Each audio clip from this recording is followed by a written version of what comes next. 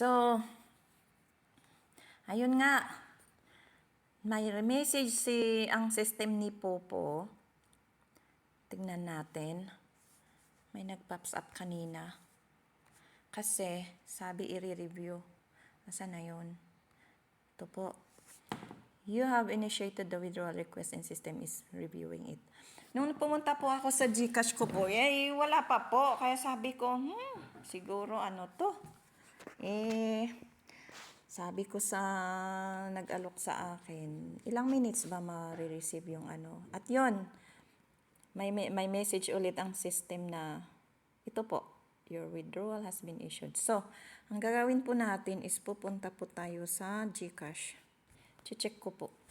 Yung GCash ko po kanina is 800. Oh, ayun na po. Na-receive ko na po yung, magkano ba yung na-receive ko? Kasi 800. Tingnan po natin kung magkano yung na-receive ko. So, ito po. Ang na-receive ko po na sahod ko kay Popo is 590.22 pesos. So, totoo nga, may pera si Popo. May pera na pwede ka maka-withdraw. Ayun po. Na-proof ko na po. Thank you po sa nag-alok sa akin at salamat kay Popo. Nadagdagan na po yung pera ko sa GCash.